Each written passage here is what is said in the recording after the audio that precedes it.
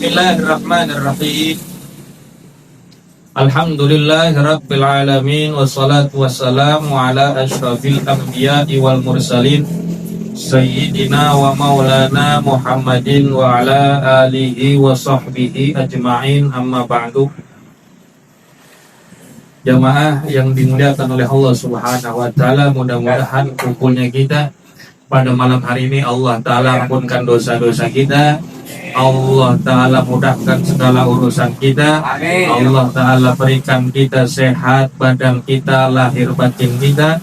Allah Ta'ala kabulkan segala hajat dan keinginan kita. Amin. Baik hajat dunia maupun hajat akhirat. Amin ya Rabbal Alamin. Kita lanjutkan pembahasan kitab Sulamut Taufik yang dikarang oleh Al-Habib Abdullah bin Husain bin Tahir. Bismillahirrahmanirrahim. Qala al-muallif rahimahullahu ta'ala wa adama naf'a bihi wa bi ulumihi fid dharaini amin. Qala radhiyallahu an faslun wa min ma'asir rijli, dan dari sebagian maksiat kaki, al-masyu fi maksiatin, yaitu berjalan di dalam kemaksiatan. Al-masyi fi si'ayatin bi muslimin, seperti berjalannya seseorang untuk mengadukan atau melapor dengan tujuan buruk terhadap orang Islam, terhadap orang lain. Au fi qatlihi, atau berjalannya seseorang dengan tujuan untuk membunuhnya. Au fima yadurruhu bighairi haqqin, atau pada saat dia berjalan yang tujuannya untuk menyakiti atau membahayakan orang tanpa adanya hak, tanpa adanya sebab. Dan saudara yang dimuliakan oleh Allah, kaki kita juga nanti kelak akan dicatat pahalanya atas kebaikan yang dilakukan dari langkah kaki kita, dan juga langkah kaki kita menuju ke tempat yang buruk, ke tempat kemaksiatan, itu pun juga akan dicatat. Jadi sebelum kita melakukan ibadah, langkah kaki kita itu akan menghasilkan ganjaran dan pahala dari Allah. Begitupun sebelum kita bermaksiat kepada Allah, ketika kita berjalan melangkahkan kaki kita, maka langkah kaki kita itu pun juga akan diberikan sebagai catatan dosa oleh Allah Subhanahu wa ta'ala.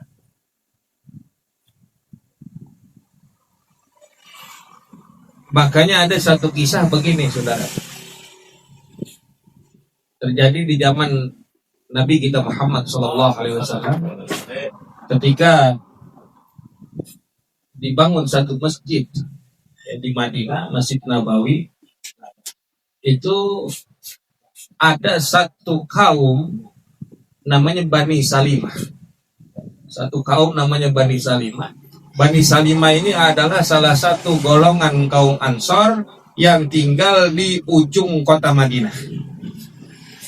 Namanya Bani Salimah. Dia tinggal di ujung kota Madinah, jauh daripada masjid. Tapi setiap waktu sholat dia selalu nyampe ke masjid.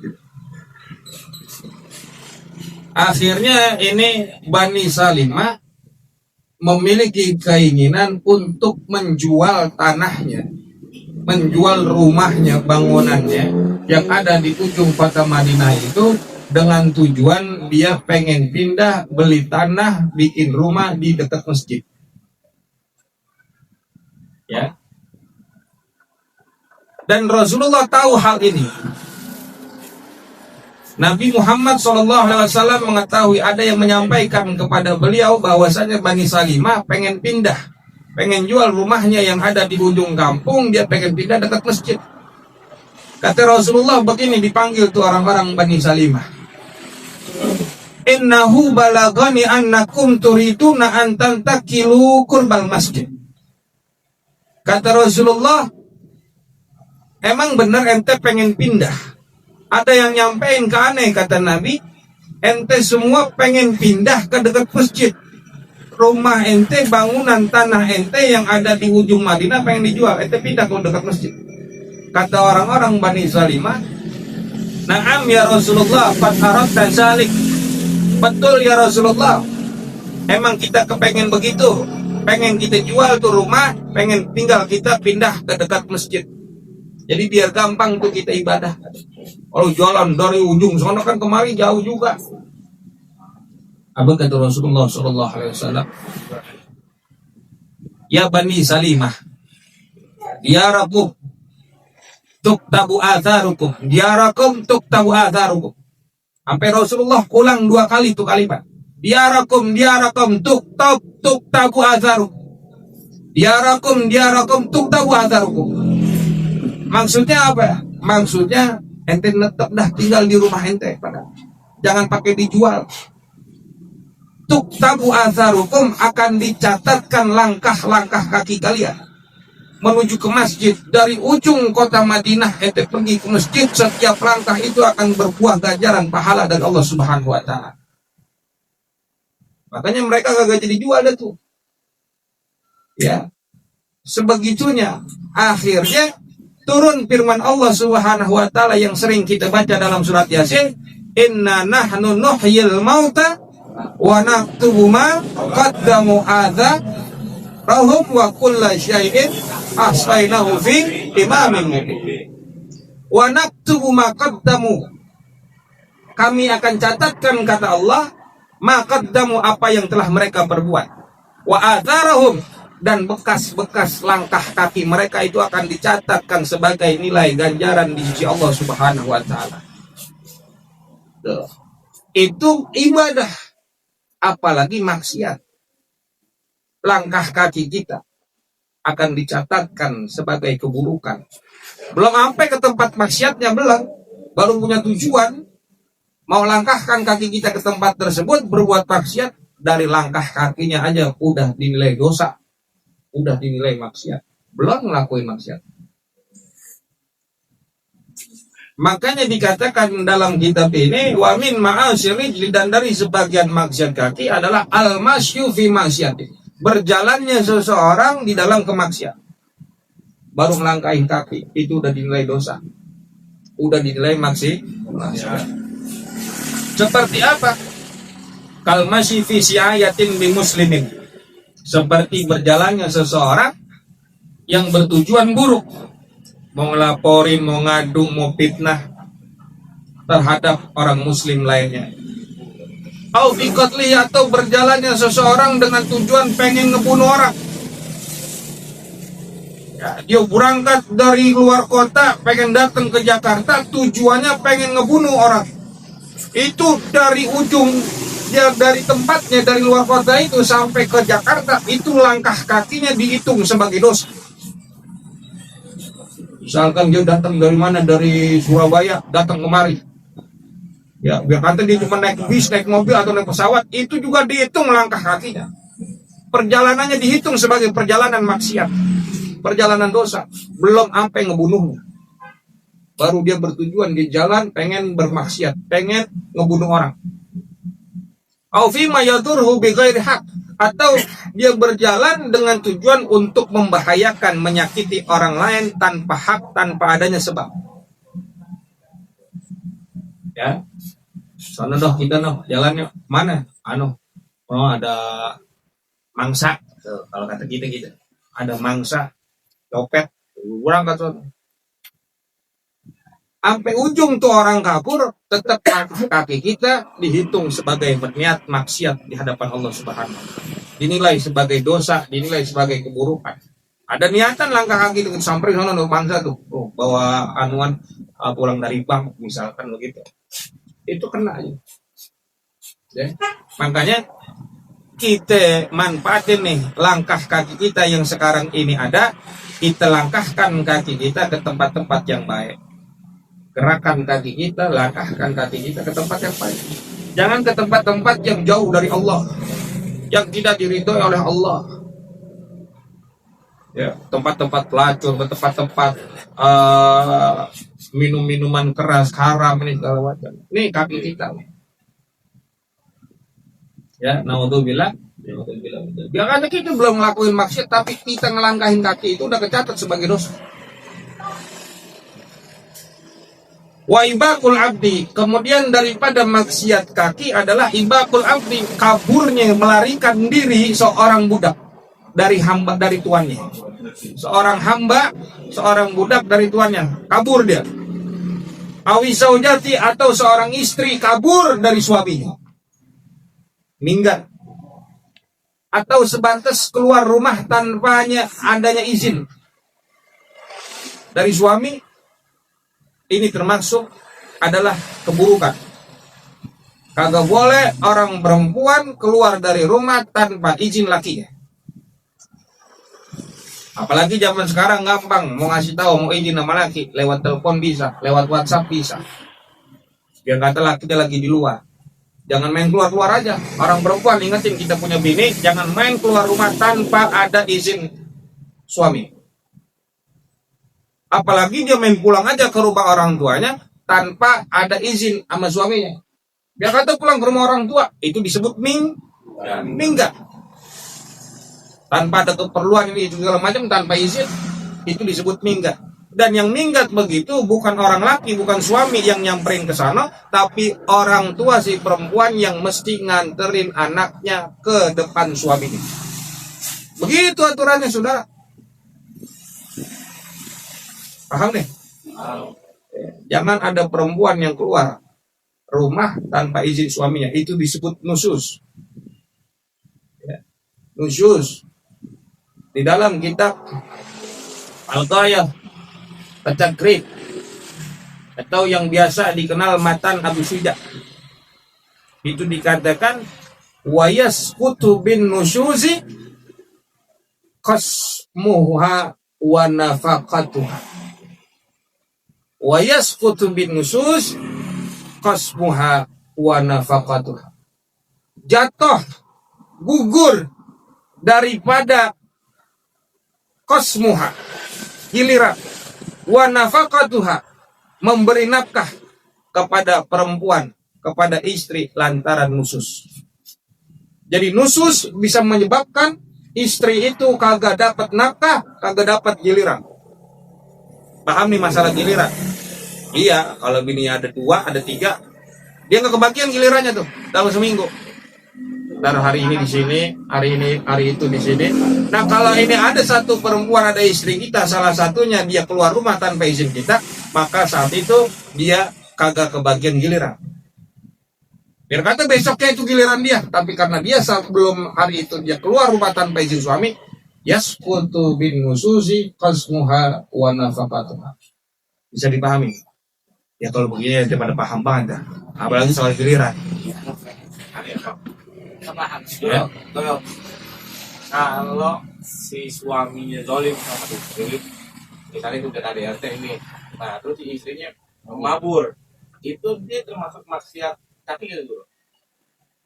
Lantaran suaminya yang zolim. Iya. Terus Nah si istrinya mabur, minggat gitu. tanpa sepengetahuan suaminya. Tapi misalnya lagi ribut nih, ada RT, Iya. dia kagak udah main mabur be, Ya sama. zolim. Kudu ngomong dulu. Kalau enggak ya pulangin dah bang saya. Anterin saya ke rumah saya, ke rumah orang tua saya. Begitu caranya. Ya enggak. Sebab apa ya? Dengan dia keluar begitu tanpa sepengetahuan suaminya, emang lantaran ada ribut, ada masalah, ada pertikaian, dia main keluar aja. Itu malah tambah jadi masalah. Ya. Selesain masalah di rumah. Jangan kemana-mana. Justru malah Islam kita ngajarin, kalaupun kita ada masalah dengan istri kita, dengan pasangan kita di dalam rumah, maka keluar dari pintu rumah seakan-akan tidak ada masalah. Kita keluar, udah senyum lagi, biasa lagi. Biarin masalah kesimpan di dalam rumah aja. Jangan sampai orang luar pada tahu, sampai di-share di status WhatsApp. Iya emang benar, kalau kita punya masalah, kita share di WhatsApp, itu masalah bakalan hilang selama 24 jam.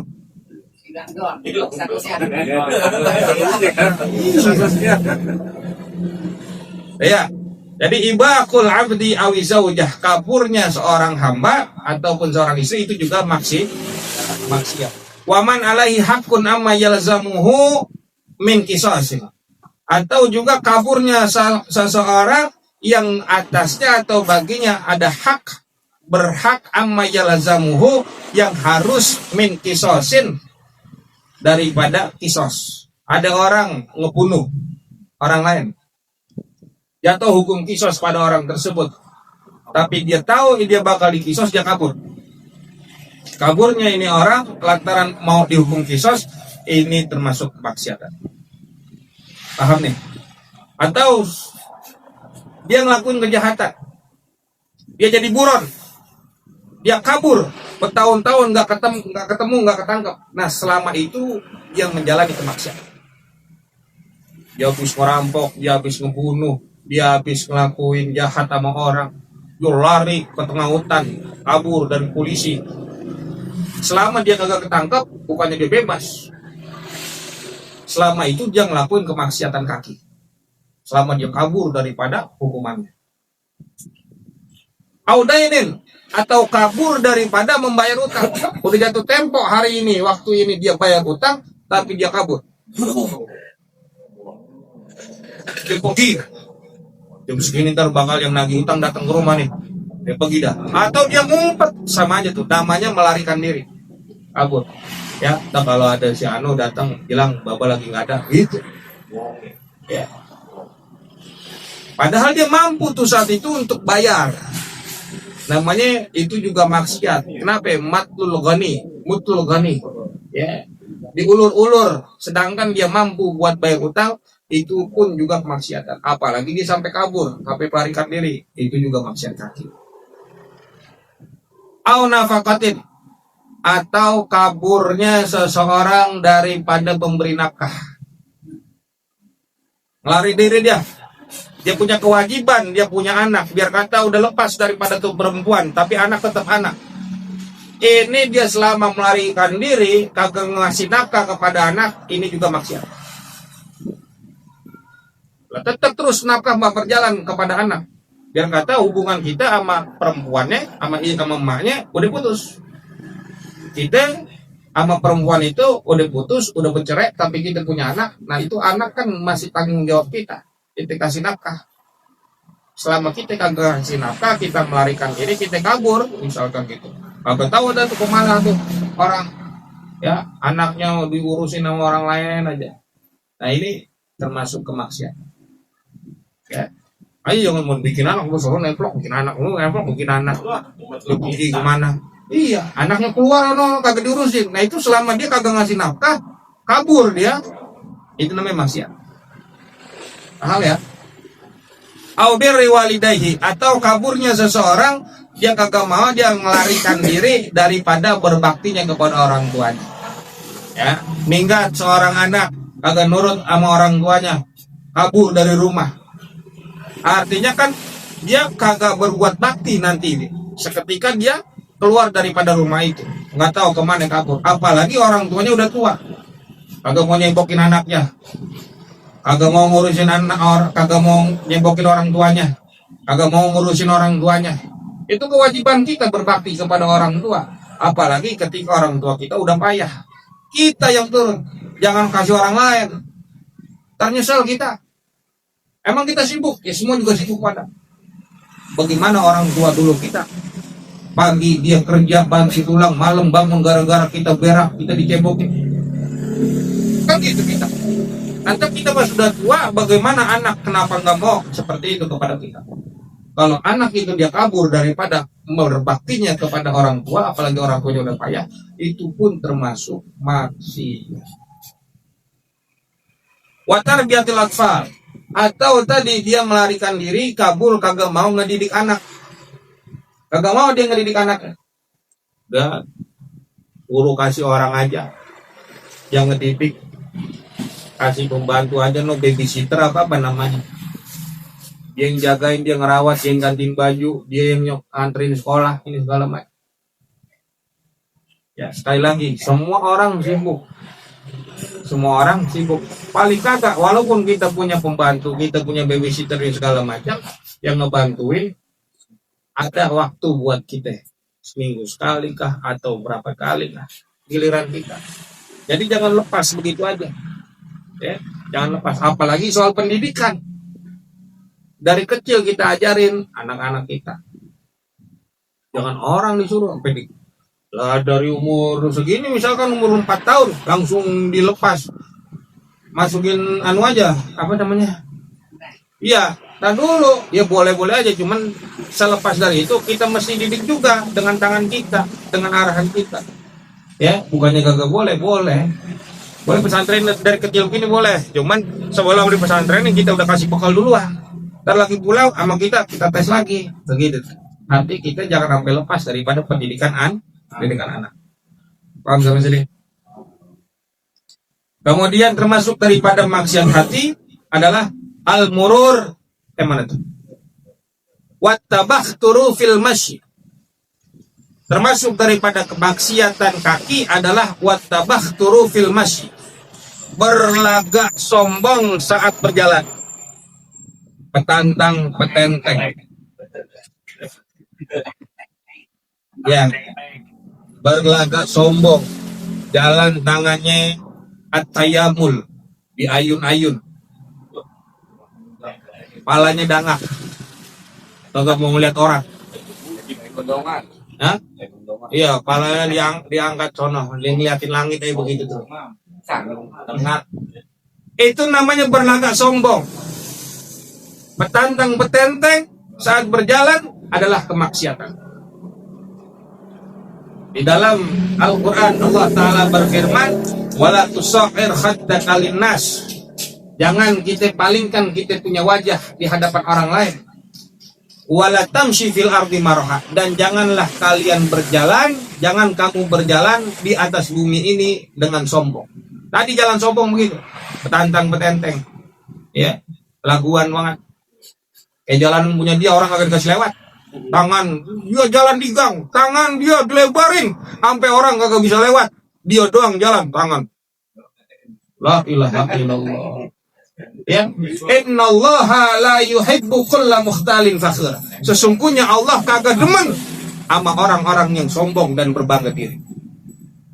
Emang kata dia punya jalanan, punya dia, punya emaknya, semuanya, punya babanya, orang akan kasih lewat. Ini sombong. Jalan petantang petenteng itu termasuk kemaksiatan. Pernah ada satu kisah, Malik bin Dinar negor seorang amir, seorang pemimpin, ya, seorang pemimpin dari Basrah, ditegur begini sama Malik bin Dinar. Pemimpinnya itu bernama Al-Muhallab bin Abi Safrah. Ini Al-Muhallab bin Abi Safrah, dia berjalan dengan sombong. Yatabahta fi athwab khuyala. Dia punya jalan sombong. Dia punya pakaiannya khuyala, pakaian yang mewah. Pokoknya dia jalan dengan berlagak petantang petenteng, dia sombong. Kata Malik bin Dinar, irfa min thiyabik. Angkat tuh baju ente. Ya, angkat tuh baju ente, artinya nih bajunya dia kagak usah panjang-panjangin, sombong dia punya jalan, dia punya pakaian, dia berjalan dengan petantang petenteng. Jangan gak usah begitu. Ya, kata Malik bin Dinar begitu. Kata Al-Muhallab kepada Malik bin Dinar, awama ta'rifun. Oh, lu kagak tahu gua kali ya. Begitu tuh. Kata Al-Muhallab. Ente nggak tahu aneh, kata Malik bin Dinar. Balap, aneh tahu ente siapa? Awaluka nutfah madirah, wa akhiruka jifatun qadirah, wa anta fima baina dzalik tahmilul adirah. Kata Malik bin Dinar, aneh tahu ente. Awalukan nutfah madirah. Ente awalnya adalah setetes air mani yang baunya agak sedap.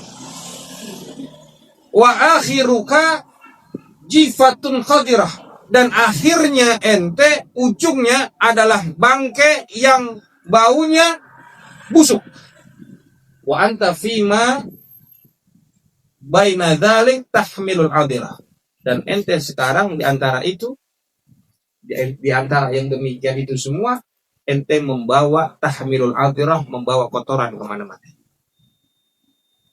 Awalnya ente setetes air mani yang baunya kagak sedap, ujungnya ente bakal jadi bangke, dan di antara itu ente sekarang kemana-mana tahmilul adirah, bawa kotoran. Sekarang kita mau jalan betantang betenteng, mau sombong atau bastur, mau ngapain? Apa yang kita banggain dari diri kita? Semua isi badan kita kotoran, perut kita isinya kotoran, keluar dari depan belakang semuanya kotoran, kagak ada yang bagus. Keluar dari hidung kita kotoran, keluar dari mulut kita kotoran, keluar dari kuping kita kotoran juga. Yang ingus keluar, yang congek keluar, yang reak keluar. Kagak ada yang bagus daripada tubuh kita yang bisa dibanggain apaan. Ya kali kalau lu berak keluar emas, boleh. Ini kan kagak kita. Apa yang kita sombongin dari badan kita? Kita jalan betantang betenteng. Hah?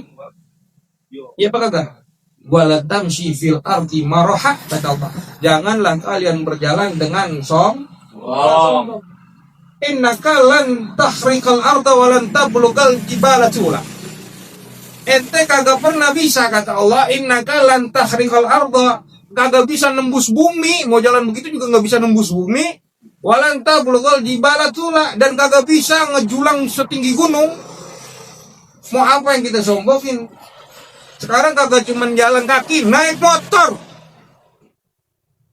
Swing, orang kebelah kencing, sampai sono ada orang main seruduk aja, main sempong aja, dia yang salah, orang dikata beko lu, begitu kan?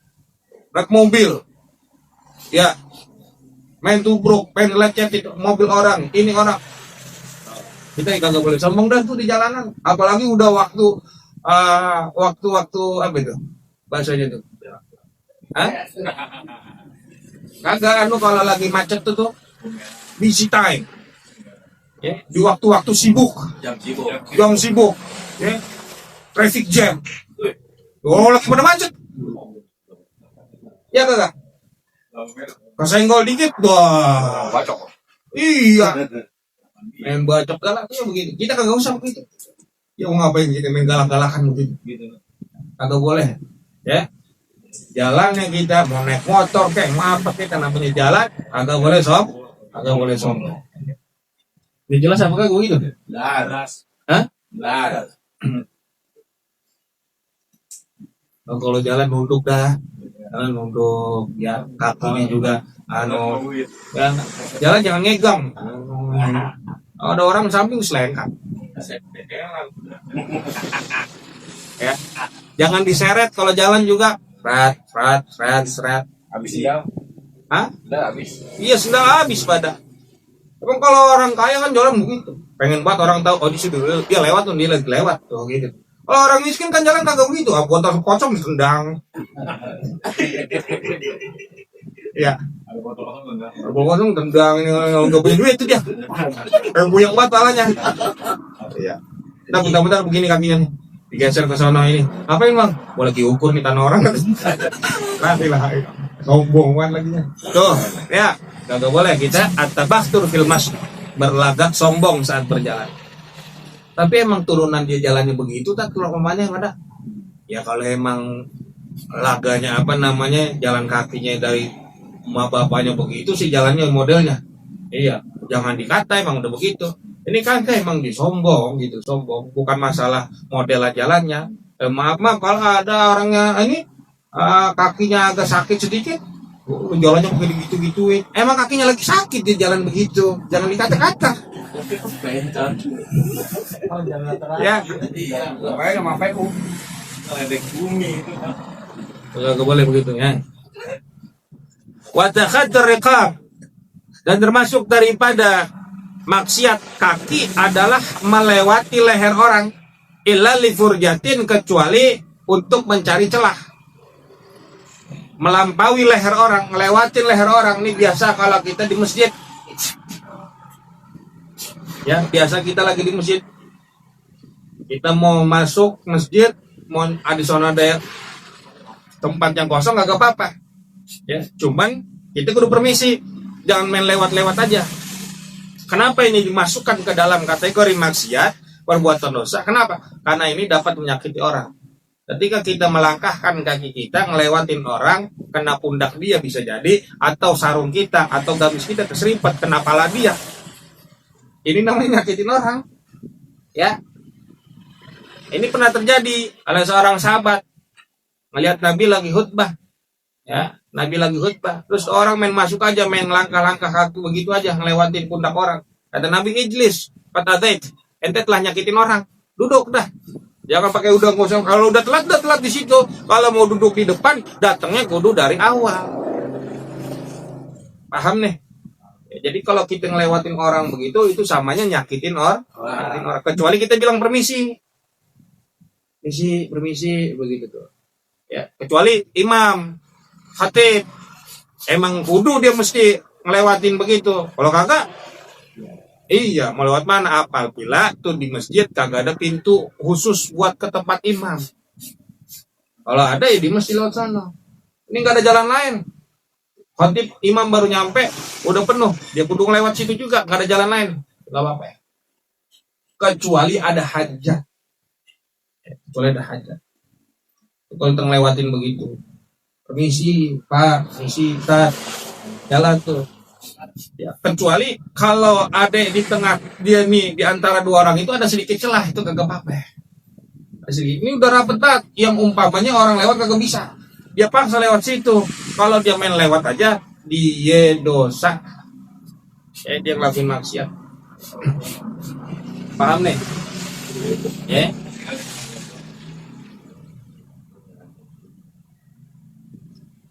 Itu namanya tadi apa? At-tabastu mana tadi? Takhatur riqab. Takhatur riqab. Dia melewati leher-leher orang atau pundak kecuali mencari celah. Atau ada hajat, ya. Atau ada hajat, misalkan itu orang kebelet pengen ke kamar mandi gitu misalkan, ya. Pengen buang air. Itu nggak apa-apa kalau ada hajat. Lalu termasuk juga daripada kemaksiatan kaki adalah al-murur baina yadayil musalli idza kamulat syurutus sutrah, yaitu melewati di depan orang yang sholat idza kamulat syurutus sutrah, apabila telah sempurna syarat-syarat sutrah. Sutrah itu penghalang bagi orang sholat, itu mesti ada sutrah. Ya, al-murur, melewati seseorang yang sedang sholat, ini termasuk kemaksiatan. Semua ulama sepakat haram. Namun Imam Ghazali menjelaskan bahwa ini sampai sebatas makruh. Melewati orang yang sedang sholat, yang di depannya ada sutrah. Kalau nggak ada sutrah, nggak apa-apa. Makanya di sini dikatakan al-murur baina yadayil musolli idza kamulat syurutus sutrah. Apabila telah sempurna syarat sutrah itu, kita lewat di depan orang yang sholat, maka ini dosa. Ya, ulama sepakat semua haram. Ya, semua ulama sepakat bahwa itu haram. Tapi Imam Ghazali sebatas makruh. Asal ada sutra aja. Tapi kalau nggak ada sutra, kita melewat, boleh nggak? Itu diperbolehkan. Karena nggak ada sutra. Sebab apa? Ini orang yang ceroboh. Dia aja kagak mau ngormatin sholatnya dia. Dengan adanya sutra itu berarti kita memberikan batasan, itu pun artinya adalah memberikan kehormatan pada kita punya sholat.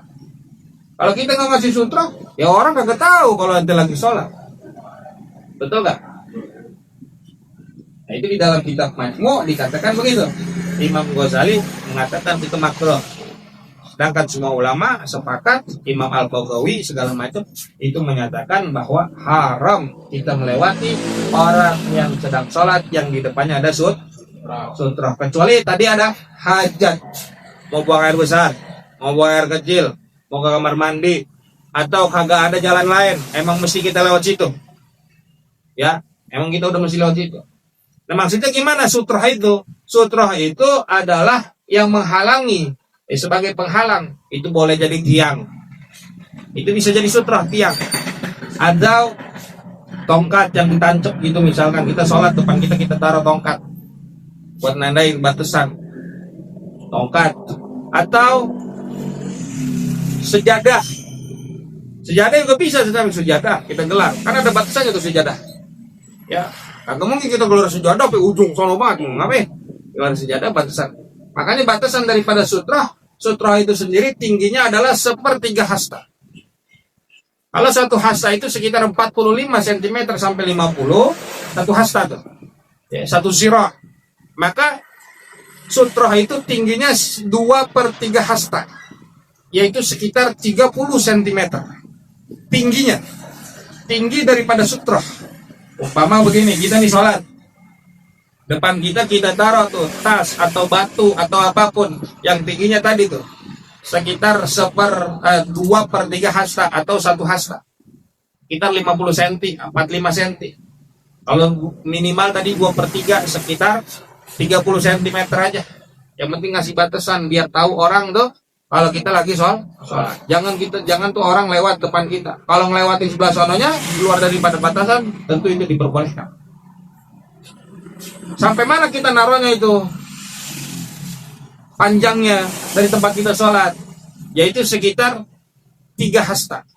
Salah satu azraq 3 hasta. Berarti kalau 1 hasta 45 cm, 3 hasta 135 cm. Seukuran sujud ya. Ya pokoknya ukuran orang sholat 135 tuh. Paling mentok, paling ini. Atau mau kurang daripada itu. Yang penting syukuran kita sujud. Paham dong? Kita taruh situ tuh. Nah kalau kita sholat di masjid atau dimanapun, ya di shaf, kemudian kalau shaf pertama sih jelas ada dindingnya kan. Nah itu sutrah tuh namanya tuh, dinding itu sutrah. Ya sebagai penghalang. Kalau ini kita sholat, ini kita di sini, depan kita ada dinding masjid, terus orang bolak-balik lewat sini itu kagak boleh. Haram. Kagak boleh kita main lewat aja di sini. Dan sunnah bagi ini yang sholat menghalangi itu dengan dia punya tangan. Jangan ditonjok, cuma dihalangin. Jangan bukan ditonjok, cuma dihalangin. Begitu tuh. Ya. Kecuali emang kita tahu tuh orang keluar atau terpaksa lewat situ lantaran tadi punya hajat. Makanya caranya bagaimana? Disunahkan orang yang keluar dari barisan sholat lantaran tadi ada hajat, mau buang air kecil, buang air besar, atau apapun itu, dia mesti keluar dengan dia menutup hidung dan mulut. Itu sunnah. Kalau kita mau keluar itu tandanya, kata Nabi mengajarkan orang yang mau keluar daripada barisan sholat karena nggak bisa lewat dia harus melewatin orang yang sholat, atau mau lewat mana juga dia mesti itu nutup daripada hidung dan juga mulutnya. Tutupnya aja begitu tuh. Udah jalan. Ya kode itu. Ya. Kalau kagak nggak mau tahu tuh dia mau ngapain. Main halangin aja. Ya. Kalau dia udah begitu udah kasih lewat. Emang dia mau ada hajat, mau ada keperluan, mau keluar dari barisan itu sholat. Paham tuh ya? Jadi kalau kita yang main lewatin gitu aja itu nggak boleh. Kecuali kita sholat nih. Itu shaf pertama tuh ada shaf, ada dinding masjid, kita sholat di situ. Kalau kita sholat di shaf kedua, di depan kosong, itu sholat sunnah atau sholat apa? Masjid jauh apa masjid? Dinding masjid jauh, jauh. Kita sholat di sini. Ada orang yang lewat, boleh apa enggak tuh? Orang yang lewat di situ boleh apa enggak? Boleh apa enggak? Ini kita di sholat di shaf kedua, sedangkan di shaf pertama kosong. Jauh daripada sutra, itu dinding masjid. Udah bukan jaraknya lagi, itu udah hilang penghalangnya. Boleh nggak dia sholat? Boleh nggak tuh orang lewat di depan dia? Boleh. Kenapa boleh? Kenapa dia boleh? Karena orang tersebut ceroboh, dia aja kagak menghormati sholatnya, kagak naruh sutra, kagak ngasih batasan. Kecuali ada batasannya mana? Sejadahnya. Dia ada sejadah di shaf kedua, ada garisnya itu. Boleh sebagai batasan, boleh sebagai sutra, itu garis. Dia bikin garis, misalkan kita sholat di tanah gitu, bikin garis tuh. Pakai nuan kayu. Atau tadi di batasan sejadah kan ada tuh batasnya. Ya, kalau dia lewat di sebelah sononya enggak apa-apa. Asalkan Dia ini kagak mundur mandir, kagak murur, baina yadayil musolli. Asalkan tadi sutrohnya udah jelas syarat. Antara sutroh tadi bandanya seperti tongkat, kayu atau tombak atau anak panah sekalipun, atau tas batu segala macam, atau kayu papat, atau bahkan sejadah, atau bahkan tadi kita bikin garis sendiri, itu sutroh namanya, halal. Dengan jari tadi ukurannya tingginya 2/3 hasta 30 cm, dan jaraknya itu panjangnya itu sekitar 3 hasta, yaitu sekitar 130-an atau hampir 150 atau kurang dari itu. Paham ya? Kalau kagak ada sutroh, orang boleh lewat. Salah dia dong. Ya, kecuali udah dikasih portal, udah dikasih batasan, masih main lewat juga. Kalau batu namanya tuh orang. Ya. Kecuali emang tadi ada hajat. Bagaimana caranya kita mau lewat? Tutup hidung sama mulut. Caranya begitu. Ya. Itu nggak tuh misalkan kita udah kepater, di sebelah sana kosong loh. Di sini ada orang. Kita kudu lewat sana kalau mau lewatin dia. Di sana nggak ada tempat buat sholat. Kita mesti lewat di sana. Ya, salah dia kapan di sana dulu kagak diisi kan gitu. Di sini ujung kita habis parudu, kagak ada tempat buat lewat. Nah, kita mesti lewatin dia juga. Atau nungguin sampai kelar. Itu begitu caranya. Kalau kagak ada celah sama sekali. Ya. Wa maddur rijli, atau dan memanjangkan daripada kaki ilal mushafi, kepada mushaf. Termasuk kemaksiatan kaki adalah memanjangkan, selonjoran kita punya kaki, di depannya ada mushaf, Quran atau apapun itu mushaf. Ya. Bahkan kutubul ilm, kitab-kitab ilmu, kita panjangin kaki kita. Di depannya ada ilmu, di depannya ada Al-Quran, di depannya ada hadis, di depannya ada kitab-kitab, ada mushaf. Itu nggak boleh. Ya, itu termasuk haram, dilarang. Orang main lonjorin kaki, di depannya ada kitab, di depannya ada Al-Quran. Idza kana ghaira murtafi, apabila itu Quran, apabila itu mushaf, bukan di tempat yang tinggi. Kalau dia di tempat yang tinggi, artinya ini kita lonjoran kaki kita, mushaf itu ada di atas kursi, mushaf itu ada di atas meja, mushaf itu ada di atas sesuatu. Berarti kagak sejajar sama kita. Maka itu nggak apa-apa.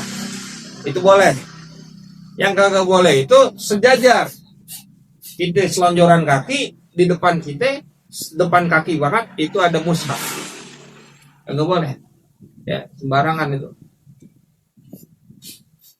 Jangankan ke arah situ. Kita naruh sesuatu di atas mushaf, itu kagak boleh. Kita naruh sesuatu di atas mushaf. Contoh kita taruh pulpen nih. Ini kitab. Kita taruh pulpen di sini. Plok begitu. Itu tidak dianjurkan. Ya. Atau kita taruh PC kita. Atau kita taruh rokok kita. Atau handphone kita. Kecuali emang pas lagi buka handphone kita buka mushaf juga, sama-sama mushaf. Lu baca WA di atas kitab, baca WA di atas Quran. Ya. Yang sebegitunya. Apalagi ini sampai selonjoran. Selonjoran depannya ada Quran. Kecuali itu Quran ada di atas, di tempat yang tinggi. Maka mestinya kita disudahkan itu untuk hal-hal yang seperti itu tuh, untuk mushaf kita letakkan di tempat yang tinggi. Kita punya Quran di rumah kita, taruh Quran di tempat yang paling tinggi, di atas lemari sekalipun. Yang di atasnya kagak ada barang-barang lain. Ya, jangan naruh nih Quran di atasnya ada rak sepatu, di atasnya ada baju, di atasnya ada ini. Paham? Atau kita punya rak kitab. Ya, ada dua tingkat atau 3 tingkat. Taruh paling bawah apa? Jangan Quran yang paling bawah, baru kitab yang lain. Di atasnya ada novel lagi. Ya. Mesti diurutin tuh, mana yang mestinya. Ya, yang paling atas adalah Al-Qur'an atau mushaf, ya, ilmu-ilmu.